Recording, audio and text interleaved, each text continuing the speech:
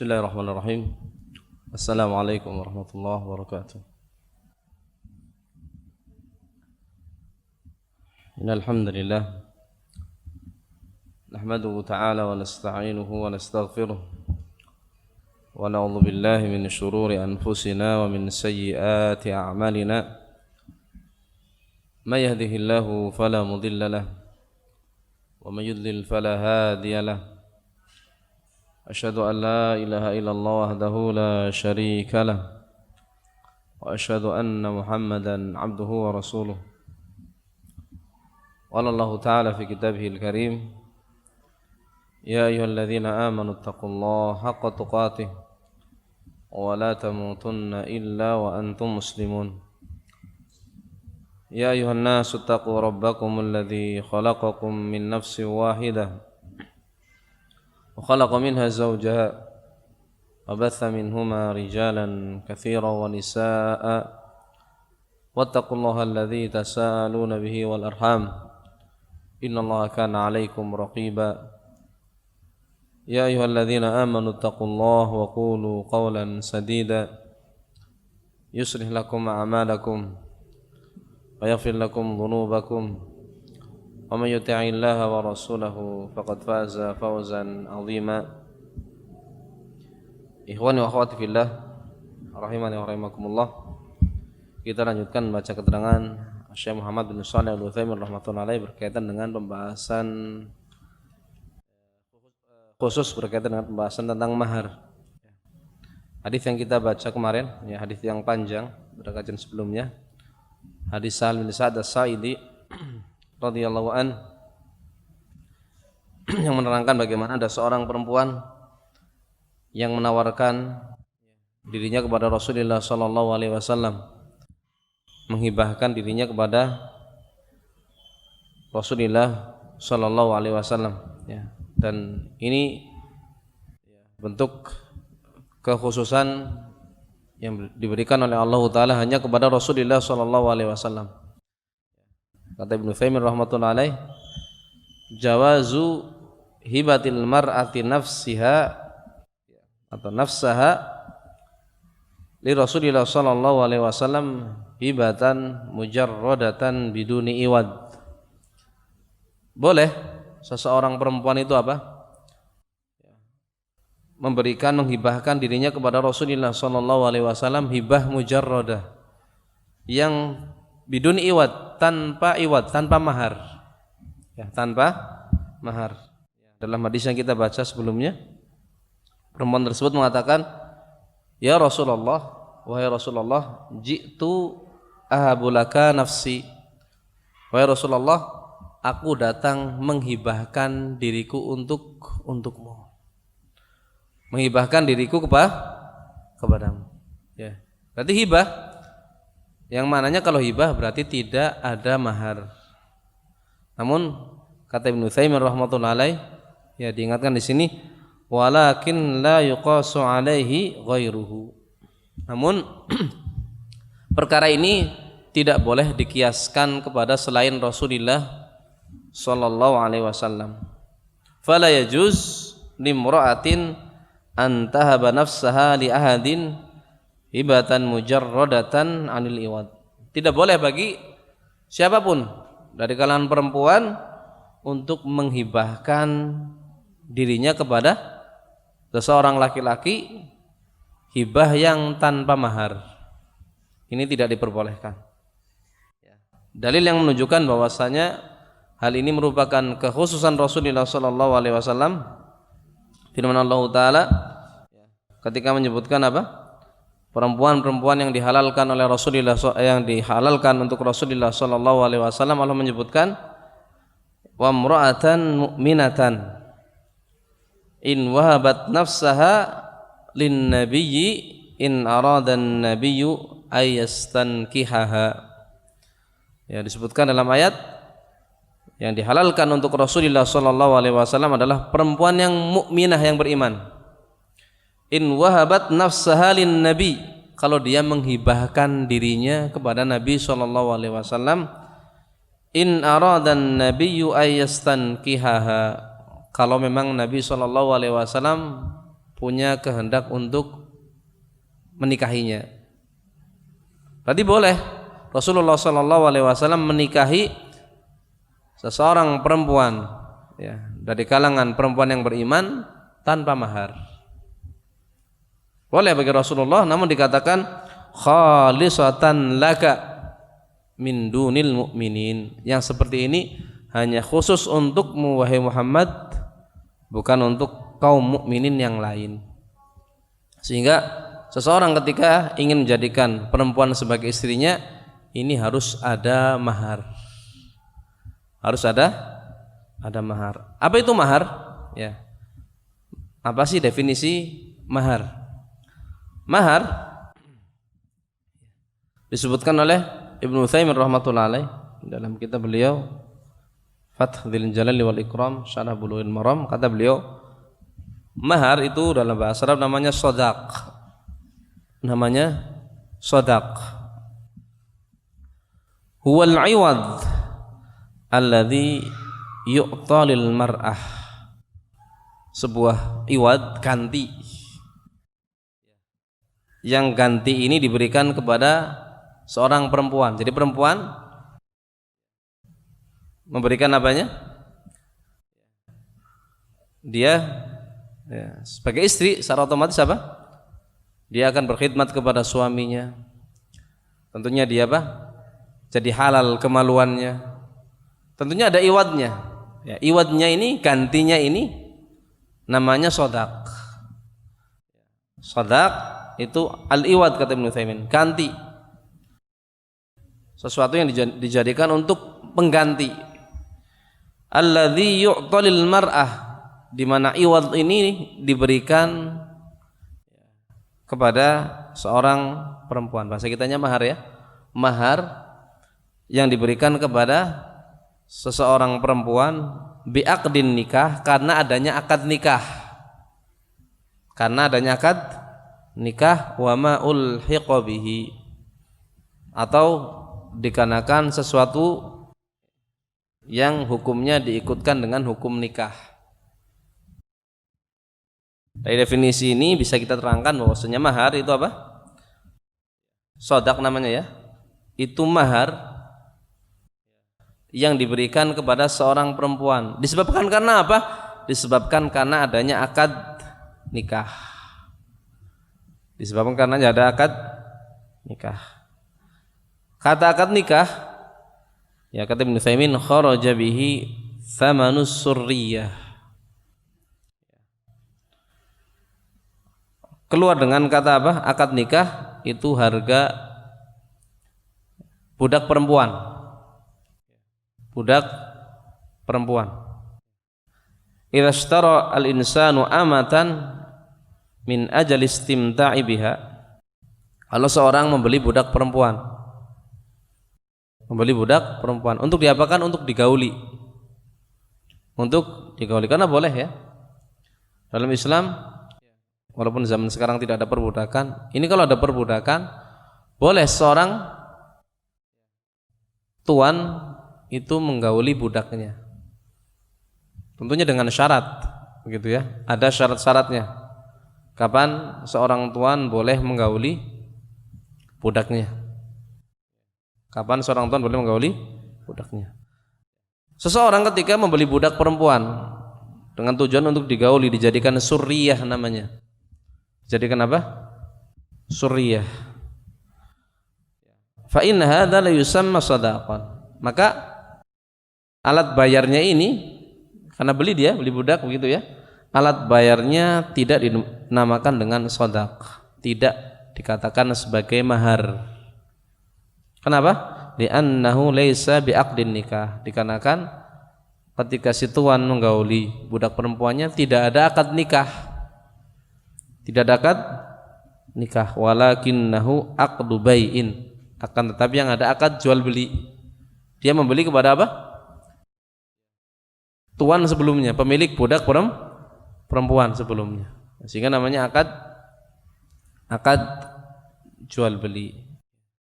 Wa in kana al-ghardu minhu wal ghardu minan nikah. Walaupun tujuannya sama. Tujuan nikah diantaranya adalah apa? Bagaimana agar si lelaki bisa halal untuk menggauli si perempuan. Begitu pula ketika seorang membeli budak, tujuannya mungkin sama. Dia ingin apa? Bisa halal menggauli perempuan. Namun karena budak tidak ada akad nikah di situ, maka namanya bukan mahar. Namanya bukan sodak. Sehingga sodak itu apa? Mahar yang diberikan kepada perempuan karena adanya akad nikah. Adanya akad nikah. Wa ma ulhiqa bihi, atau yang diikutkan dengan akad nikah. Tidak ada akad nikah, namun dia harus bayar mahar. Pernah dengar tidak? Ada seorang laki-laki harus membayar mahar kepada perempuan padahal tidak ada akad nikah di situ. Pernah dengar tidak? Bukan suami istri begitu ya, nggak ada akad nikah, namun dia harus membayar mahar. Dia harus apa?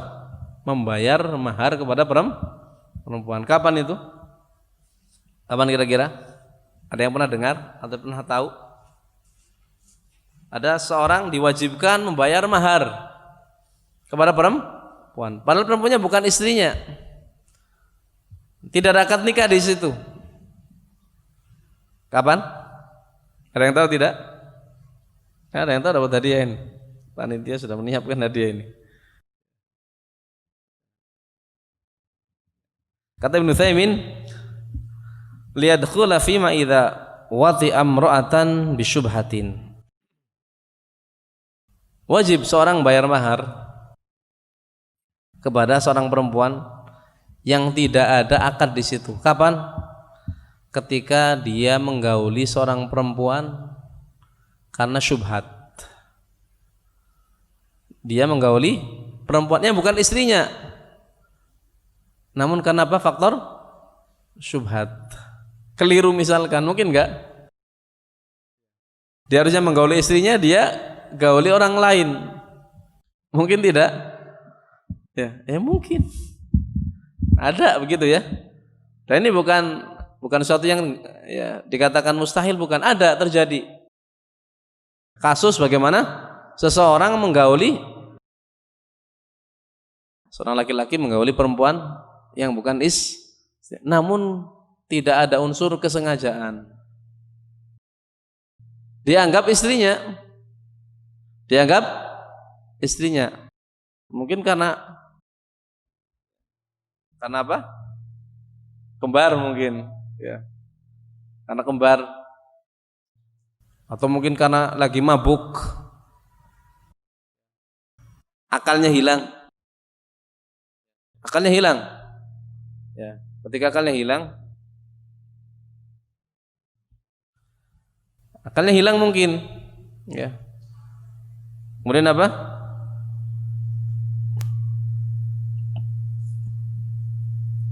Dia gauli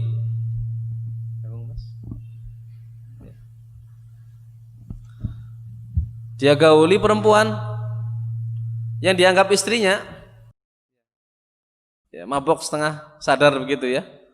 Dia pulang ke rumah, ada perempuan yang dianggap istrinya, dia gauli misalkan. Ya, dia gauli misalkan. Perkaranya diangkat ke mahkamah misalkan, ke peradilan. Maka hakim mengharuskan kepada lelaki tadi untuk memberikan mahar kepada perempuan tadi. Padahal bukan istrinya, tidak ada akad nikah. Jadi masuk di sini, mahar bisa diberikan kepada perempuan yang tidak melakukan akad ya pernikahan dengan si lelaki, namun dia harus membayar mahar. Kenapa? Karena mungkin dia menggauli perempuan tadi karena syubhat. Ya. Maharnya seperti apa? Ya. Fa innahu yajibu alaihi shadaq mahru mithliha. Maka dia harus memberikan kepada perempuan tersebut shadaq namanya ya, mahar. Maharnya berapa? Kalau orang nikah kan maharnya ditentukan, misalkan ya. Berapanya misalkan ada kesepakatan. Nah, kalau ini nggak ada akad nikah, maharnya berapa? Mahar mithal namanya. Mahar mithal itu apa? Memberikan mahar keumuman wanita di negerinya, atau wanita yang mungkin setara dengan dia. Misalkan di negeri tersebut mahar yang diberikan kepada laki yang diberikan oleh laki kepada perempuan misalkan maharnya 50 juta. Ketika dia salah menggauli perempuan yang bukan istrinya, maka hakim memutuskan kamu harus memberikan mahar kepada apa? Perempuan tadi seukuran 50 juta. Ya, namanya mahar mithal. Namanya mahar mithal. Wa illam yakun aqdun nikah. Walaupun enggak ada akad nikah di situ. Kan enggak ada akad nikah. Enggak ada akad nikah, namun si lelaki harus memberikan mahar kepada perempuan tadi. Wa kadzalika aidan ma law zana biha kurha. Demikian pula kalau seandainya orang berzina dengan perempuan, perempuannya dipaksa. Perempuannya dipaksa, bukan karena faktor suka, begitu ya. Suka sama suka berzina, naudzubillah. Apakah si perempuan wajib atau perempuan boleh menuntut mahar kepada si lelaki dengan mengatakan keperawanan saya hilang, saya minta tebusan mahar misalkan namanya. Kita katakan kalau suka sama suka nggak ada mahar. Tapi kalau dipaksa, perempuannya apa dipaksa, naudzubillah, misalkan terjadi perempuan dizinai dengan paksa, dia ajukan ke mahkamah misalkan, peradilan misalkan, maka fa inna laha mahral mithal, maka bagi si perempuan tadi berhak untuk mendapatkan namanya mahar mithal, mahar yang serupa dengan seseorang ketika menikah. Ketika dia menikah dengan perempuan, berapa sih biasanya rata-rata mahar di negeri tempat dia tinggal atau keluarga dia, si perempuan itu apa? Biasanya ketika dinikahi, berapa sih biasanya maharnya? Maka itu yang diberikan. Walaupun untuk masalah yang kedua ini ada khilaf di kalangan para ulama. Ada khilaf di kalangan para ulama. Namun ini yang didefinisikan oleh Ibnu Utsaimin dengan mahar, yaitu apa? Al-iwad, ganti ya. Gantinya berupa apa? Kemarin kita sebutkan harus apa? Harta atau manfaat. Manfaat. Tidak boleh sesuatu yang tidak bermanfaat bagi si perempuan. Harus sesuatu yang bermanfaat bagi apa? Si perempuan. Karena itu iwad. Ya, itu ganti. Diberikan kepada si perempuan karena akad nikah atau karena tadi yang kita sebutkan. Namanya ma'ul hiqabihi, sesuatu yang diikutkan dengan hukum nikah. Jadi betul, terkadang ada mahar yang harus diberikan kepada perempuan walaupun tidak ada akad nikah. Namanya apa tadi? Shadaq. Dalam bahasa Arab namanya apa? Shadaq. Wa sumiya shadaqan.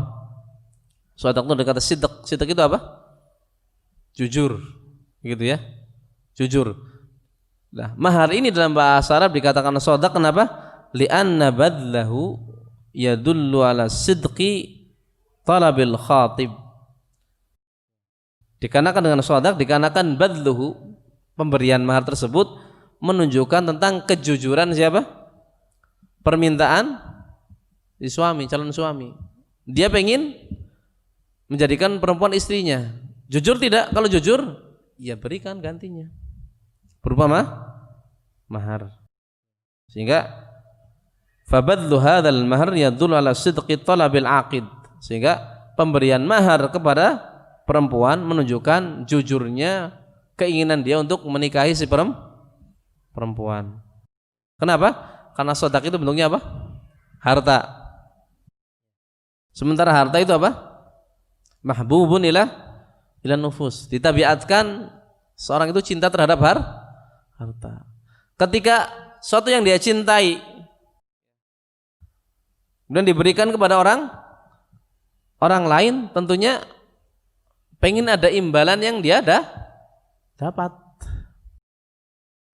Itu tabiat seorang ketika apa? Dia memberikan sesuatu yang dia cintai, tentunya ada keinginan yang ingin dia dapat. Itu jiwa.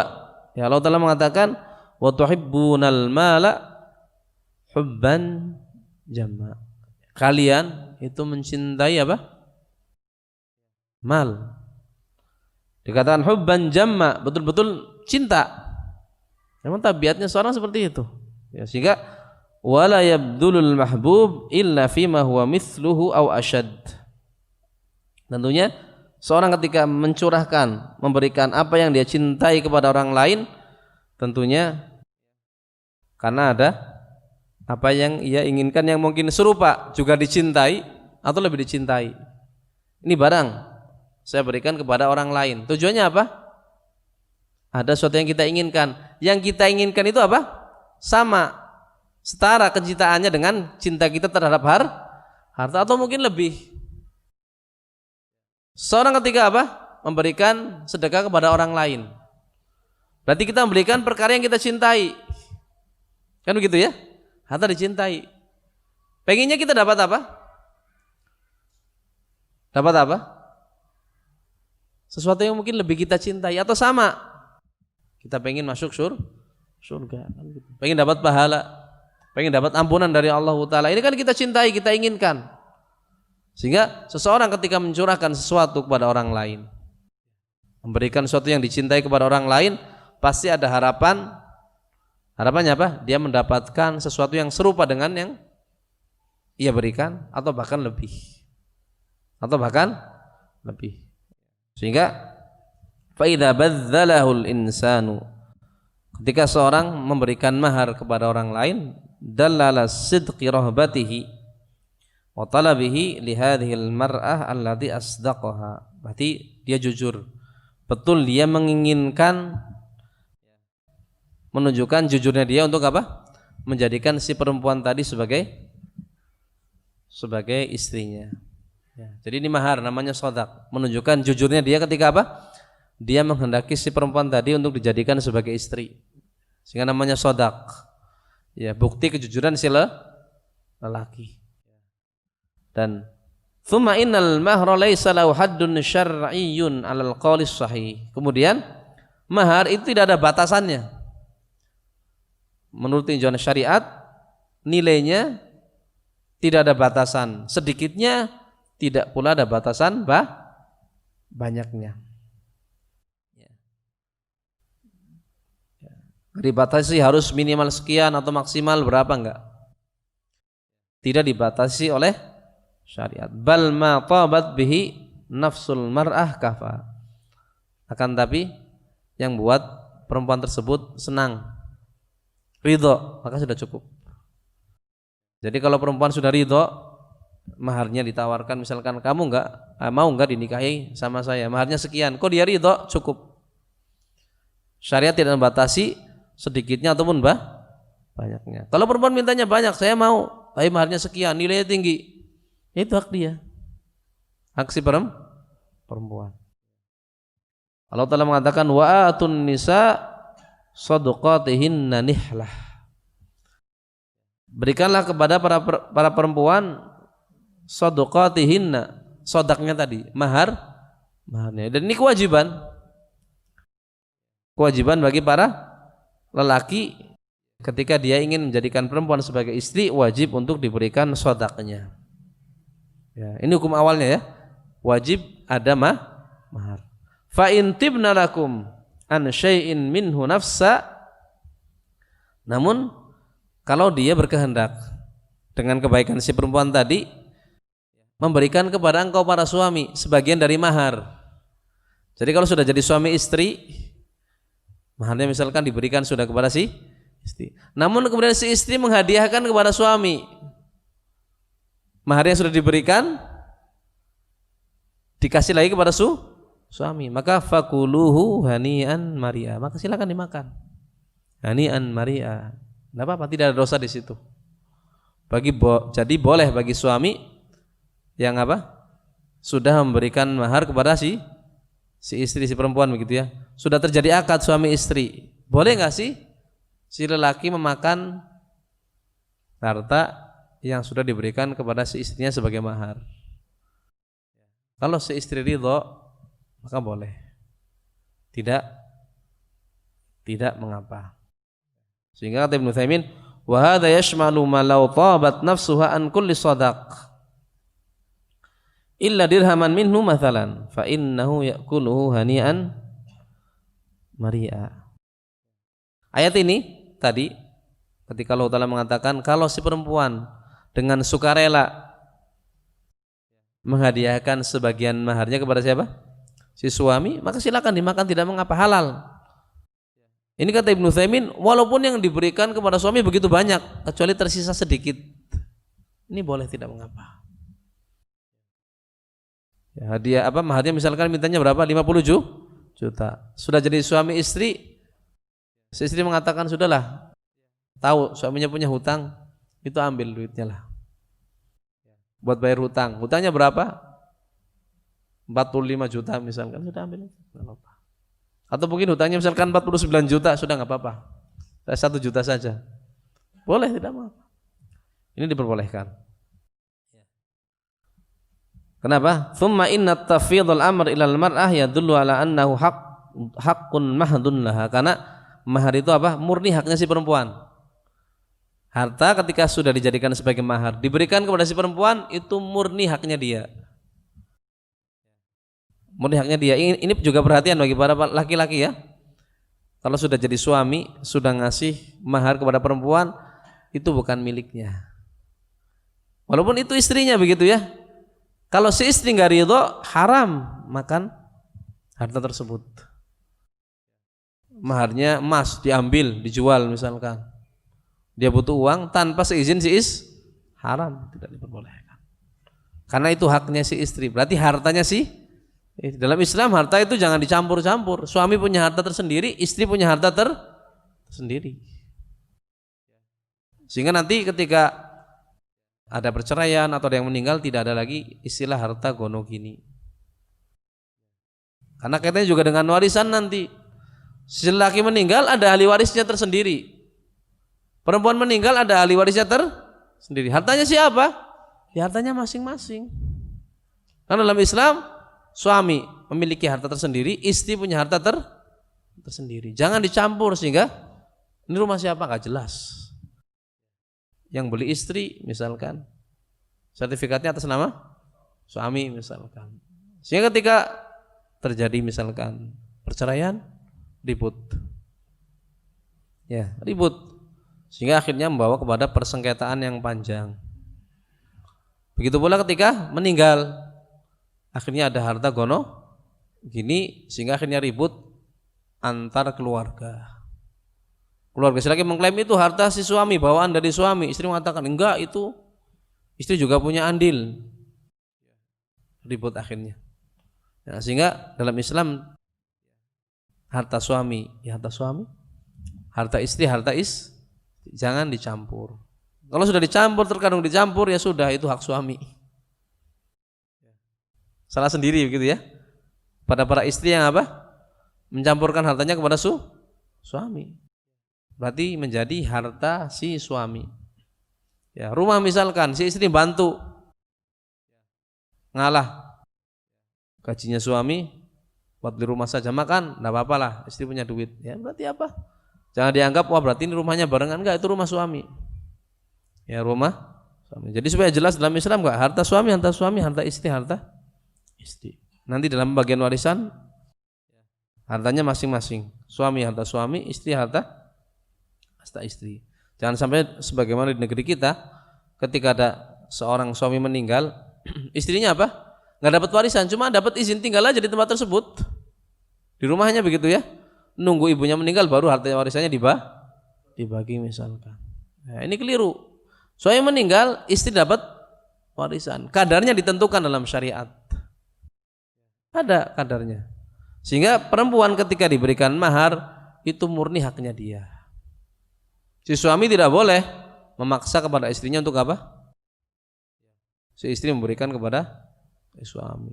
Suami tidak boleh memanfaatkan harta tersebut kecuali dengan izin si istri. Ini hak si istri. Dan wal qaidah syar'iyyah an haqqul adami al mahad idza afa anhu atau idza radiya minhu bil qalil fa inna dzalika jaiz li anna al amra ilaih. Sementara kaidah syariat, haknya seorang itu kalau orangnya memaafkan, ridho, mendapatkan sedikit, maka boleh. Kan begitu ya? Saya punya hutang sama Si A. Berarti uang ini haknya siapa? Si A. Kalau A maafkan boleh tidak? Boleh. Saya ambil. Sudahlah hutangnya nggak usah dibayar. Tidak mengapa. Atau misalkan si A mengatakan hutang kamu berapa? Sekian, sudah kamu bayar sekian saja. Itu yang sisanya untuk kamu. Kamu bayar 10% saja dari hutangnya misalkan. Berarti dia ridho mendapatkan sedikit. Padahal hak dia. Kalau dia ridho maka tidak mengapa. Demikian pula si perempuan ketika dia ridho maharnya sedikit misalkan. Keumuman di negerinya misalkan maharnya 50 juta. Kok dia mau dinikahi dengan apa? Mahar 1 juta. Dia ridho. Dia tidak mengapa. Makanya kata Ibnu Utsaimin tadi menyebutkan bahwasanya mahar itu tidak ada batasan syar'i tentang apa? Sedikitnya atau banyaknya. Ya, sedikit boleh. Ya, sedikit juga boleh. Fa in qala qail, kalau ada yang bertanya, afala yaridu ala qalikum hadza annakum tusahhihuna nikah bil hibah. Tadi disebutkan bahwasanya apa? Mahar itu hak si perempuan. Hak perempuan murni ya. Yang namanya hak perempuan kalau tanazul, dia mengalah. Misalkan tadi saya hutang sama siapa? Si A. Si A mengatakan sudah nggak usah bayar saja. Boleh tidak? Boleh. Apakah dalam kasus nikah juga ketika si perempuan tadi boleh nggak si suami kemudian tidak membayar maharnya kepada si istri dengan alasan si istri mengatakan sudahlah saya ikhlaskan. Maharnya misalkan hutang begitu ya. Maharnya hutang. Kemudian si istri setelah jadi suami istri mengatakan sudahlah mas, nggak usah bayar. Boleh tidak? Boleh atau tidak? Hah? Boleh. Karena hak apa? Hak si perempuan. Dia menggugurkan haknya. Boleh tidak? Boleh. Namun jadi permasalahan, bolehkah si perempuan itu sudahlah nikah sama saya nggak usah pakai mahar? Berarti hibah. Kan mirip tidak? Mirip begitu ya? Boleh atau tidak? Tadi kita sebutkan di awal bahwasanya hibah itu dikhususkan hanya untuk Nabi SAW. Namun tadi kaidah yang disebutkan, kaidah syariat ini ya, bahwasanya hak adami, murni hak adami loh ya, bukan ada hak Allah di situ. Kalau ada hak Allah misalkan apa? Zakat. Zakat kan ada hak adami, haknya fuqara, masakin begitu ya. Namun ada hak Allah Ta'ala, boleh nggak digugurkan? Saya datang kepada fakir miskin, saya punya kewajiban zakat nih. Saya datang kepada si A misalkan fakir miskin. A, ini ada zakat mal dari saya, walaupun sedikit terima ya. Oh, saya gugurkan saja hak kamu lah. Itu buat kamu saja misalkan. Zakat kamu gugur, boleh tidak?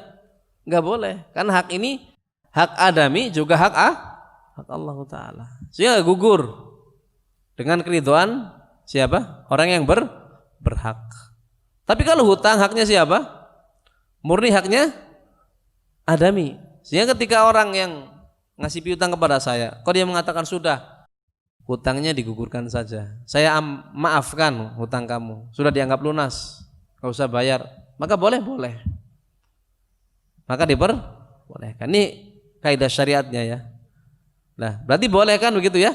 Si perempuan mengatakan kepada suaminya, mungkin maharnya hutang atau maharnya sudah dikasihkan. Tiba-tiba si istri tahu, wah ini hutang. Maka si istri mengatakan sudahlah itu duitnya diambil saja. Buat bayar hutang. Boleh tidak? Boleh. Kan begitu ya? Apa bedanya dengan apa? Nikah tanpa mahar.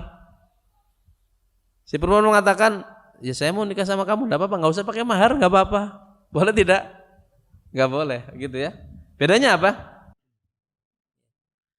Kata Ibnu Utsaimin rahmatullahi alaih, enggak boleh yang seperti ini, begitu ya. Li'annan nikaha bil hibati tabarru'u mahdin biduni iwad. Dikarenakan nikah yang tanpa mahar berarti bentuk tabarru, bentuk pemberian yang tidak ada mahar di situ ya. Nikah tanpa mahar. Beda dengan mahar yang sedikit. Fa innahu yusamma iwadhan. Mahar yang sedikit dinamakan dengan iwad, tetap dikatakan sebagai mahar. Kata Ibnu Utsaimin keterangan yang lebih gamblang dari beliau, Kata beliau, walihada la budda an yasihal mahru thamanan au ujratan. Yang namanya mahar itu harus bentuknya apa? Thaman atau ujrah atau upah. Thaman berarti harta atau ujrah. Ai yasih an yu'ta thamanan li syai'. Harus bentuknya thaman, maksudnya apa? Bisa digunakan untuk membayar sesuatu. Mahar bisa digunakan untuk membayar sesuatu. Au ujrah li syai' fi maqamil manfaah. Atau digunakan sebagai upah dari jasa. Dijadikan sebagai alat bayar atau sebagai upah. Falaqal, kalau ada yang mengatakan ana usdiquha habbata syair. Kalau ada yang mengatakan saya akan memberikan sodak kepadamu sebutir gandum. Boleh tidak? Boleh tidak sebutir gandum? Satu buah, kalau zaman itu di sini beras ya. Satu biji boleh tidak? Boleh tidak? Tadi kan disebutkan bahwasanya mahar itu apa? Tidak ada batasannya dalam syariat. Boleh sedikit, boleh banyak. Sekarang kalau seorang menikahi perempuan, maharnya cuma apa? Ya, biji beras mungkin terlalu kecil. Satu buah apa misalkan? Ya satu biji beras lah ya misalkan. Boleh tidak? Boleh tidak? Hah? Boleh tidak? Walaupun ridho, ya. Si perempuan mengatakan yakfini habatu syair. Cukup, nggak apa-apa bagiku. Walaupun apa? Satu biji beras. Satu biji beras ini loh. Begitu ya. Boleh tidak? Ya, kata Ibnu Utsaimin fala yasih. Enggak sah. Tidak boleh. Loh, katanya boleh. Syariat tidak membatasi kah? Banyak dan sedikitnya. Katanya boleh sedikit kalau perempuan nyari. Gitu. Karena hakul adami kan begitu ya. Nah sekarang dia ridho kalau dikasih cuma berapa? Satu biji. Kata Ibnu Utsaimin tidak boleh. Kenapa? Li'annahu laisa malan. Satu buah apa? Biji beras itu bukan harta. Fala yutamawwal adatan, tidak dianggap harta secara keumuman. Wala yasih thamanan wala ujrah. Apa bisa satu buah beras itu dijadikan sebagai thaman alat bayar? Atau dijadikan upah sesuatu? Kamu kerja di tempat saya nih, upahnya nih. Atau beli sesuatu bayarannya apa? Satu biji beras, bisa tidak? Nggak bisa. Beda kalau 1 kilo, jadi sedikitnya itu sedikitnya yang dianggap harta. Ya. Tapi kalau 1 biji, ya jadi anggapan sedikit ini jangan sampai masuk ke dalam pemikiran kita. Oh berarti bebas ngasih apa? Yang paling sedikit, bukan harta, nggak bisa.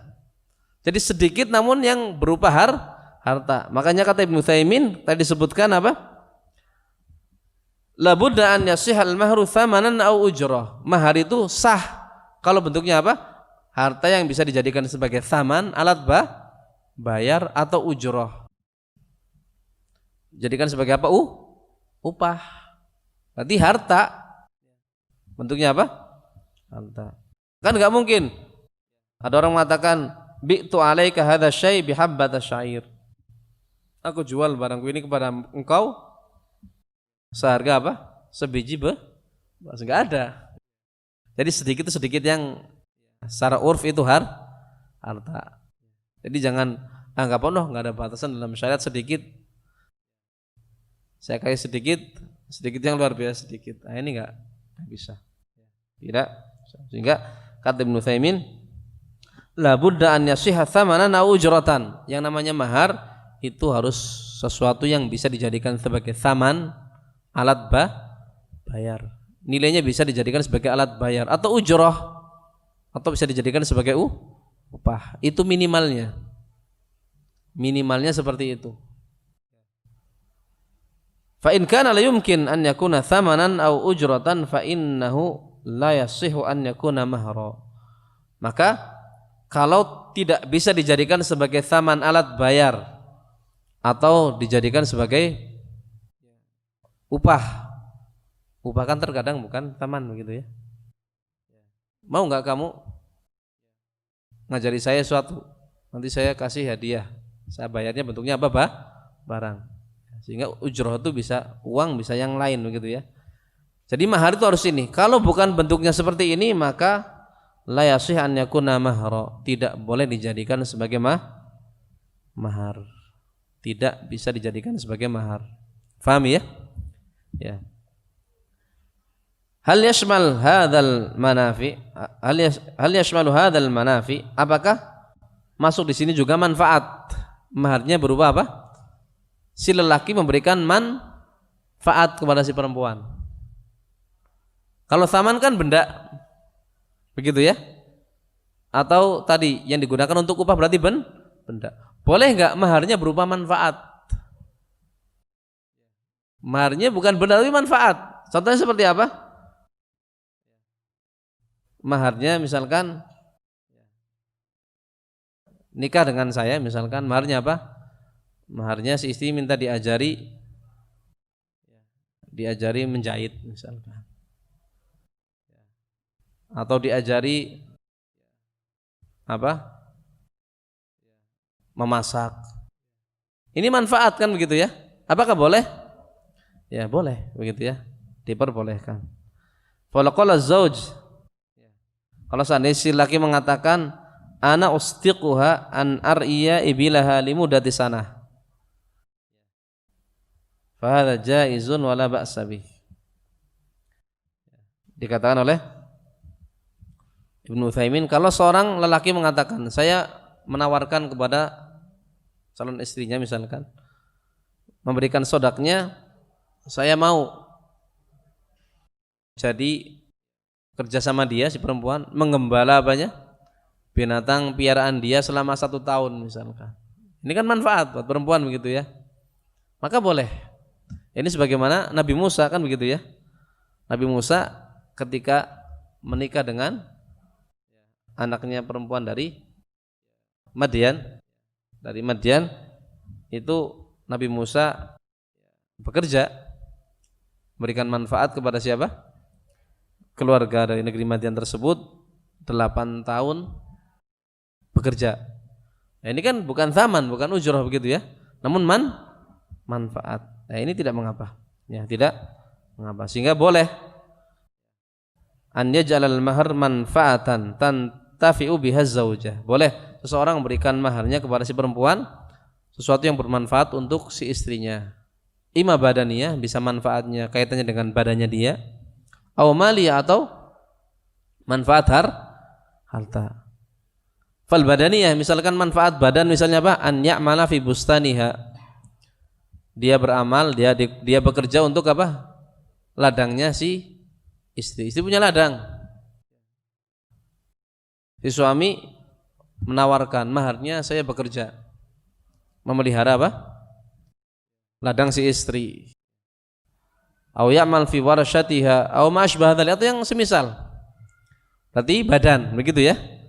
Manfaatnya bentuknya apa? Tenaga. Dia kasih manfaat berupa tenaga kepada si istri. Boleh pula wal maliyah, boleh pula maharnya berupa apa? Manfaat harta. Contohnya apa? Mithlu an yuskinaha baitahu ghairus sukna al wajibah alaih. Contohnya seperti apa? Dia memberikan manfaat berupa apa? Si suami punya apa? Rumah sewa.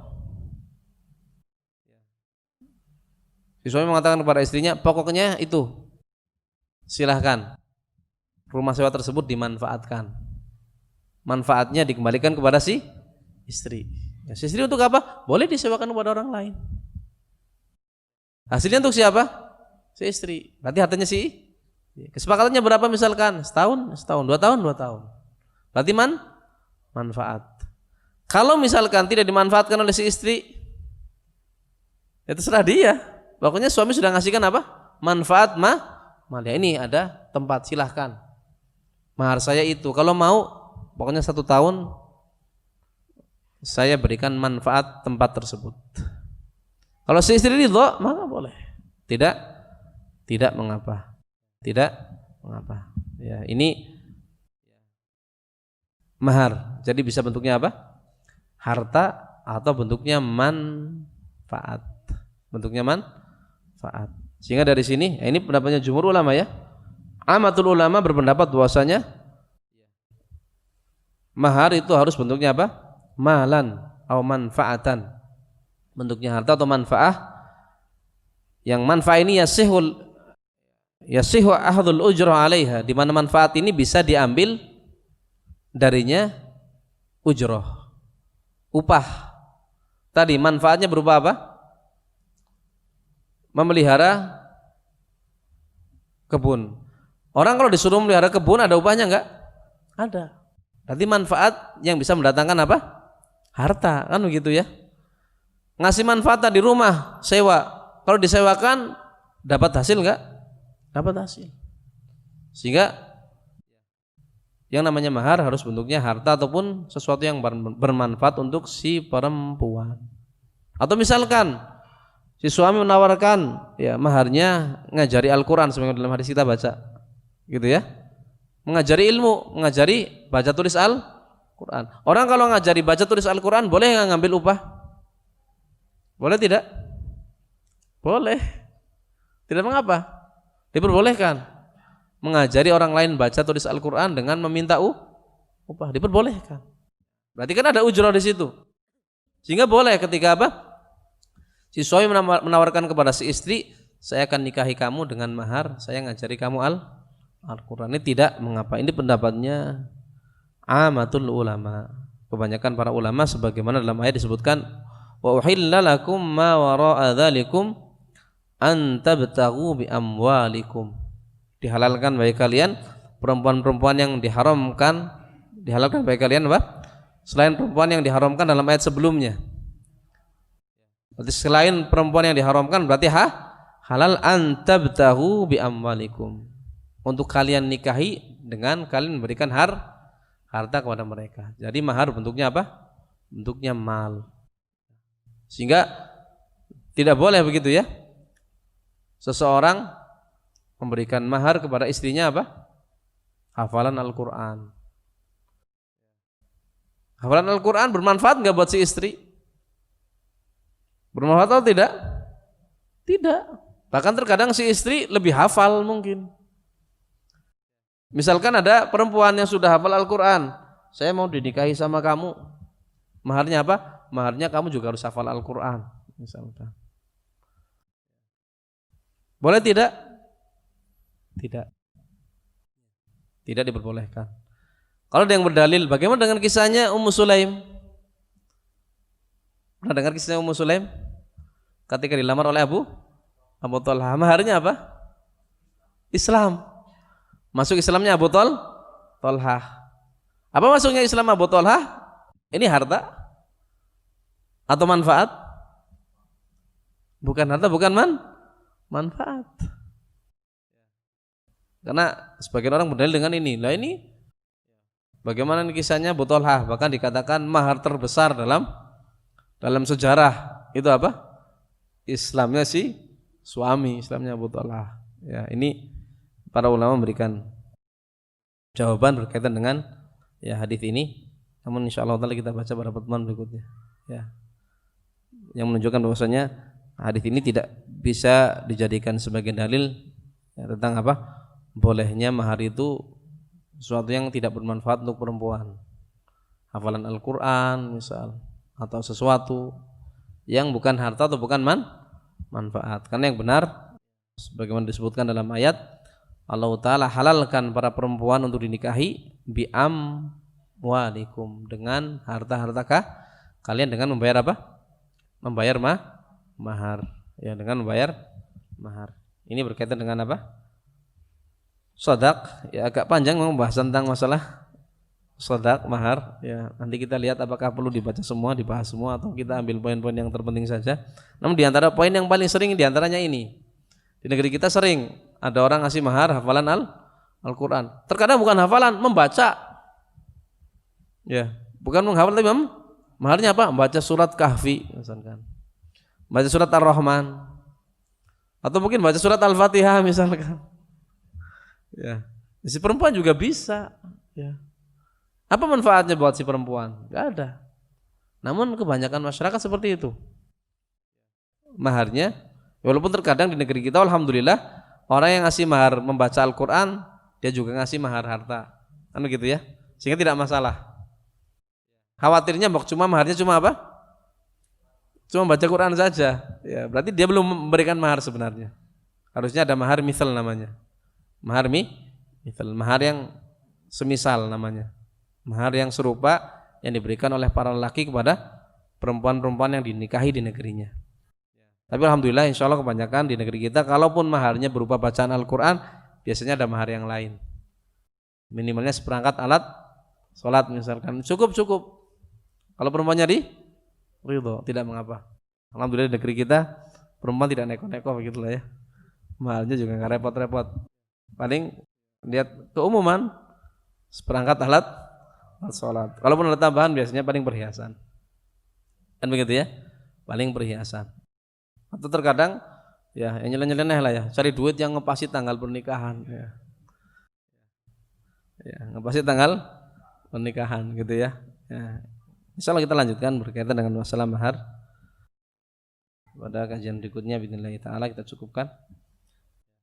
Wassallallahu nabiyana Muhammadin wa ala alihi sahbihi wasallam. Assalamualaikum warahmatullahi wabarakatuh. Ada yang mau bertanya? Ini ada 4 buku. Bismillahirrahmanirrahim. Ustadz. Oh iya, ada yang mau bertanya dari. Mau bertanya. Kemarin-kemarin ada yang menikah dengan mahar 1 gelas air putih. Itu bagaimana Ustadz? Terus satu lagi Ustadz, semisal ada suami istri itu bercerai talak 3 gitu ya. Nah, kalau misalkan istrinya mau rujuk lagi berarti kan mantan istrinya itu harus menikah dengan laki-laki lain dulu baru bisa rujuk dengan mantan suaminya. Kalau misalkan si perempuan itu menikah dengan laki-laki lain hanya untuk nanti bercerai dan rujuk dengan mantan suaminya itu bagaimana? Terima kasih Ustadz. Pertanyaan ya. Maharnya cuma segelas air putih. Segelas air putih itu harta atau bukan? Ya masing-masing negeri berbeda-beda. Ada yang air itu berharga di sebuah negeri. Namun ada yang enggak bermanfaat sama sekali, enggak ada kimahnya sama sekali. Betul, tidak ada batasan sedikit dan banyaknya. Layaknya tadi mungkin apa? 1 buah butir apa? Beras. Di negeri yang air begitu melimpah, ya enggak ada istilahnya orang beli air. Ya, enggak ada manfaatnya.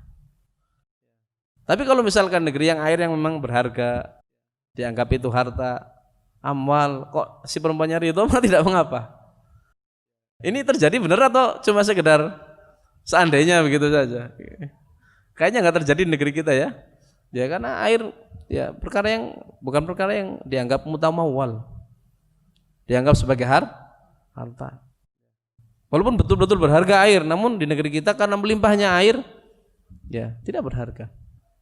Yang tidak berharga. Ini yang pertama. Yang kedua, perempuan ketika sudah bercerai dengan si suami, apakah boleh menikah lagi dengan suami yang mentalaknya? Kalau talaknya talak 3, ini diperhatikan ya, boleh. Tidak boleh menikah dengan suami yang mentalaknya setelah menikah dengan apa? Kecuali dengan menikah dengan laki-laki yang lain. Ini kalau talaknya talak 3. Jadi talak itu ada secara global, ada namanya talak raj'i sama talak bain. Ada 2. Talak raj'i sama talak bain. Talak raj'i itu kapan? Ketika seorang suami mentalak istrinya, talak pertama. Atau talak kedua. Talak pertama punya apa? Perceraian pertama. Talak kedua, perceraian yang kedua. Dikatakan talak raj'i itu kapan? Ketika si perempuan yang ditalak sudah ditalak namun belum keluar masa iddah. Iddahnya berapa? Salas quru, 3 kali haid. Jadi kalau si perempuan ditalak oleh si suaminya tidak secara otomatis pisah, namun si perempuan masih harus tinggal dengan suaminya dalam satu rumah. Sampai berapa kali? Sampai terjadi 3 kali haid si perempuan. Kalau belum terjadi 3 kali haid, boleh nggak si suami merujuk istrinya? Boleh. Bahkan merujuknya tidak perlu pakai akad baru, nggak perlu pakai mahar lagi. Langsung saja ngomong, kamu tak rujuk. Sudah. Atau langsung digauli. Gak ngomong rujuk langsung apa? Digauli. Ini mananya rujuk sudah berarti. Berarti sudah terikat kembali hubungan suami istri. Berarti namanya talak raj'i. Berarti di masa itu si suami boleh merujuk kembali si istrinya tanpa akad baru, tanpa mahar baru. Tapi dalam talak 1 dan 2 ini, ketika sudah keluar masa iddah, misalkan sudah lewat 3 haid, berarti kalau sudah haid yang ketiga berarti sudah bukan istrinya, pulang ke rumahnya misalkan. Setelah sebulan 2 bulan, sebenarnya masih cinta, pengen rujuk kembali, boleh tidak? Boleh tidak? Boleh. Namun kalau mau rujuk akad baru lagi, ya kalau akad baru maharnya mahar baru lagi. Sehingga untuk talak pertama, talak kedua, itu si perempuan masih boleh dirujuk oleh suaminya tanpa akad baru, tanpa mahar baru, ketika belum keluar masa iddah. Iddah itu bisa dengan apa? Kalau nggak lagi hamil, dengan 3 kali haid. Kalau lagi hamil sampai melahirkan. Tapi kalau sudah talak 3, sudah pernah ditalak 1 rujuk kembali, talak lagi kedua rujuk lagi, talak 3, ya sudah, ini berarti bagi si laki yang sudah mentalak 3 istrinya, dipikir-pikir masih cinta misalkan begitu ya, rujuk lagi boleh enggak? Enggak boleh, kecuali kalau si istri menikah terlebih dahulu dengan laki-laki lain yang tujuannya memang membangun rumah tangga. Jangan sampai si istri ini juga masih cinta kepada suami yang pertama, nikah lagi cuma sekedar untuk mencari kehalalan, nikah dulu dengan laki-laki lain, tujuannya agar dicerai biar bisa balik lagi kepada suami yang sebelumnya. Ini nggak boleh, namanya muhallil wal muhallilah, yang dilaknat oleh Allah Ta'ala. Sehingga halal dinikahi lagi, boleh dirujuk ketika apa? Perempuan yang ditalak 3 tersebut sudah menikah dengan laki-laki lain, tujuannya memang menikah yang benar, dan dicerai dan sudah didukhul, sudah digauli. Ini bentuk syariat menjaga kehormatan perempuan supaya tidak dipermainkan laki-laki. Coba kalau talak nggak dibatasi, marah sama istri, talak, kamu cerai, ya rujuk lagi, dirujuk, marah lagi, cerai lagi, terus ratusan kali, ya kasihan di istri. Sehingga cuma dibatasi sampai 3 kali, biar si suami mikir nih, waduh yang ketiga nih repot ini, nanti kalau pengen rujuk lagi nggak bisa, si istri harus nikah lagi dengan laki-laki lain, harus digauli dulu lagi. Waduh, nanti kalau digauli dulu repot saya, dapat bekas orang lain misalnya. Ya. Kalau misalkan betul-betul nikah lagi, berarti kan dia jujur cintanya, walaupun sudah apa? Digauli orang lain kok dirujuk lagi, berarti jujur cintanya. Ya, sehingga Islam batasi talak cuma sampai 3. Ya, sehingga ini untuk pertanyaan kedua. Waktunya malah habis nih. Baru 1 yang bertanya. Terima kasih, insyaallah taala dilanjutkan pada kajian berikutnya billahi taala. Semoga difahami, kita cukupkan. Wassallallahu Muhammadin wa ala alihi sahbihi wasallam. Assalamualaikum warahmatullahi wabarakatuh.